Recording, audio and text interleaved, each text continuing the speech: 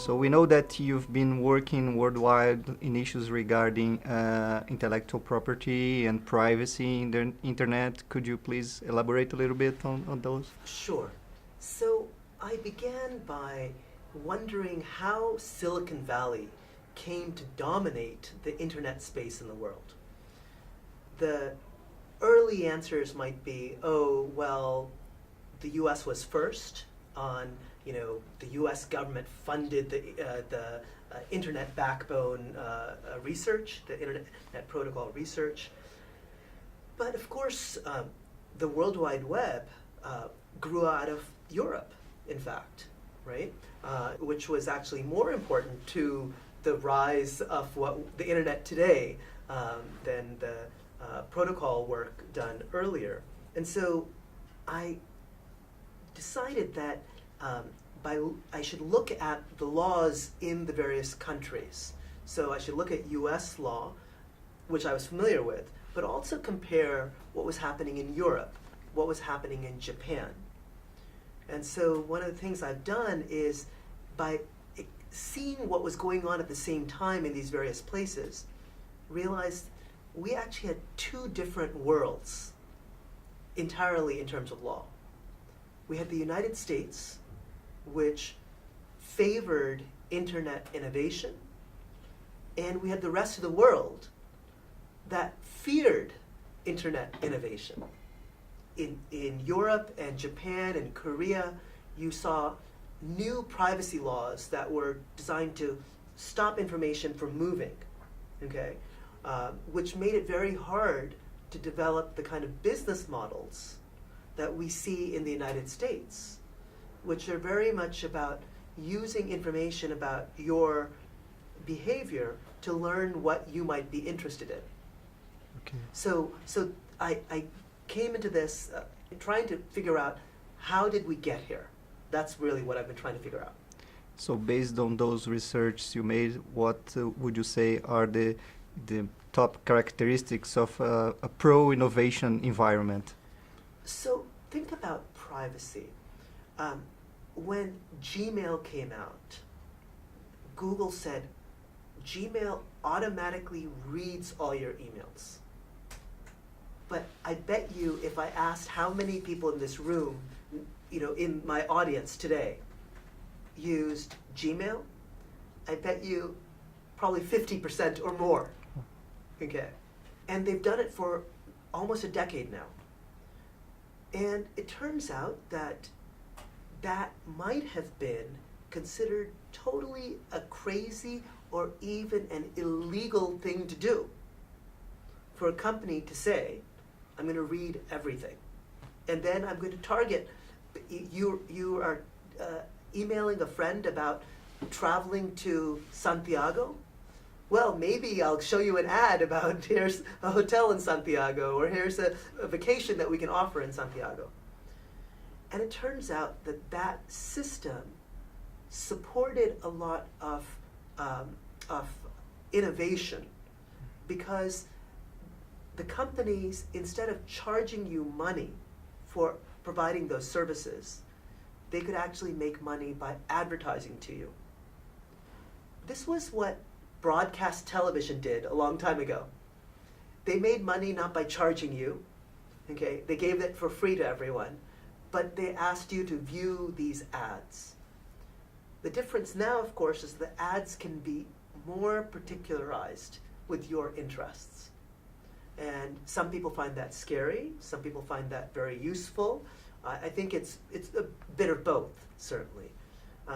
But issues like that show you that if you have a system that prevents people from experimenting with new business models, then you aren't going to see that innovation. So we could say that people would accept to give away some of their privacy, not to be charged, and so people would like those business models. Right. So it's also important to recognize that when we said Google can read our Gmails, Google also promised that no humans would read your emails. It said the computers would do so. So it was a privacy intrusion of an odd sort, where a computer might know something about you, but as long as the computer used it for certain narrow purposes, like tailoring advertising to you, most of us, it seems, accept that as a reasonable price. Of course, it becomes scary and problematic if it's being used to deny us insurance, make us pay more for various services because you're clearly richer or you're poorer. I think those kinds of discriminations are problematic. But better advertising tailored to you, most people have accepted, I think, as a reasonable price. Now, I think other people are worried. Is this too much information to be known by a corporation? And I think that is a reasonable worry, and I think we should be examining what corporations are doing with this information, making sure that they are making reasonable uses of that information. And when we talk about national security, there is some concerns in Brazil, and we know in other countries, regarding data that have been read by the American government. How could we prevent Google, for example, to handing out those data to American security agency, for instance? So I think American internet companies, the internet companies, have been resistant to U.S. government demands for information. And it's important that U.S. law not allow American government to get whatever data whenever it wants it. And in fact, we've seen improvements in that respect in the United States. But I understand the concerns that people have. If they are dealing with a company, can they be sure that that company is being honest and fair with their information and not giving it to governments left and right? I think that is something that we should demand of companies. I think it's fair for the Brazilian government to demand this of companies. I think it's and I think that is a fair demand that we should impose on companies, and that U.S. law should help and not be a hindrance in this. The internet companies themselves recognize this. Companies like Facebook and Google make most of their money outside the United States. They realize that they have to earn the trust and keep the trust of citizens of Brazil, of China and Russia and Japan and Europe.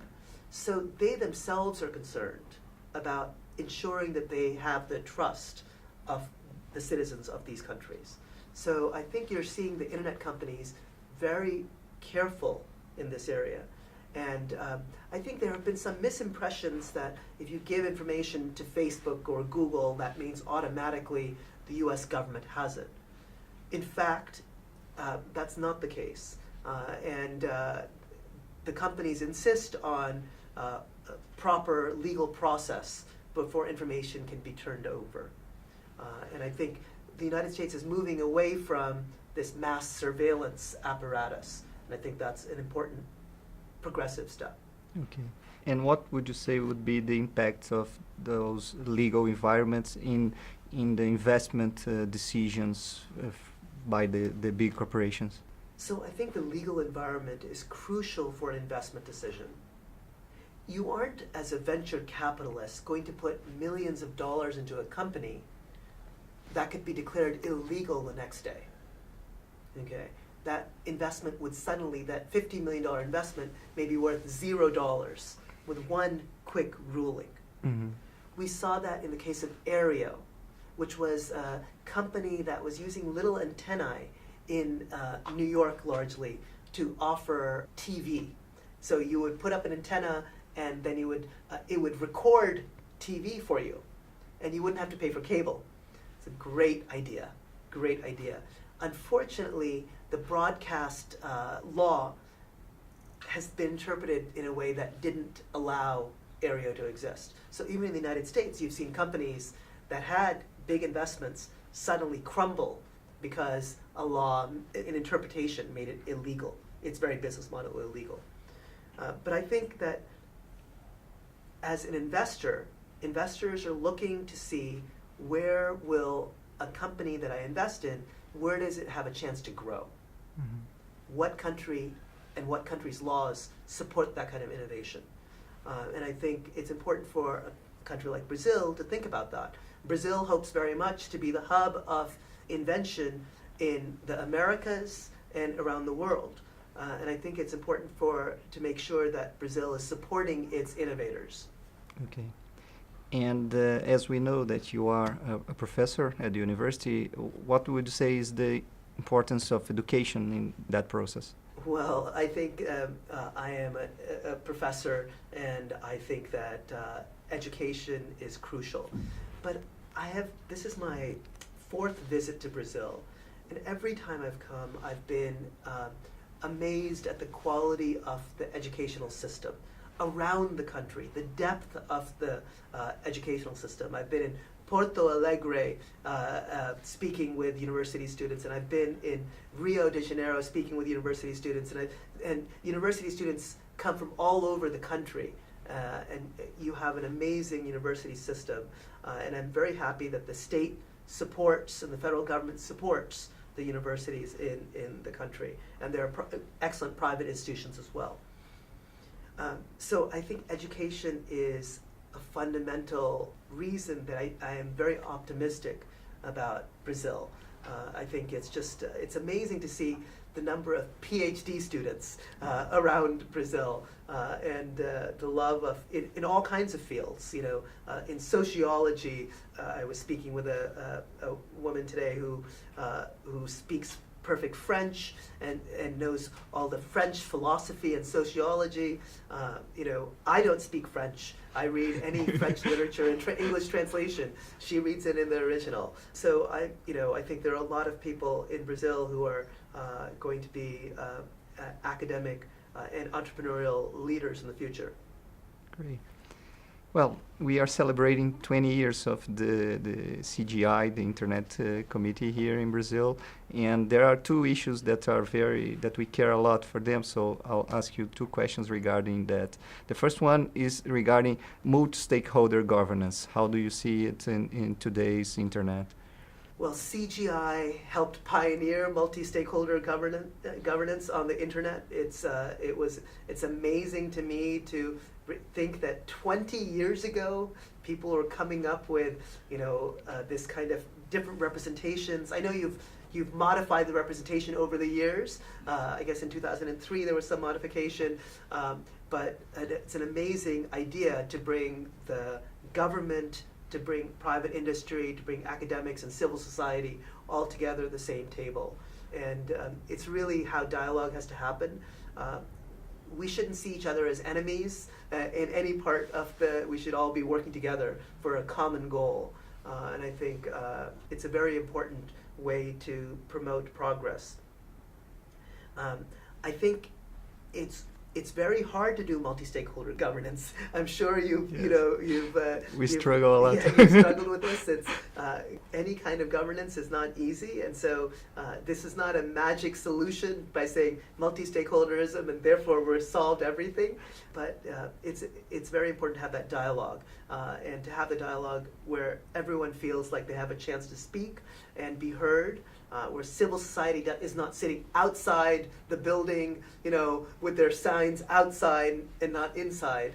I think it's important to have the signs inside and people explaining their views. I think it's important for corporations to be making their statements, but with civil society people present to hear their views and to challenge those views and to have a dialogue.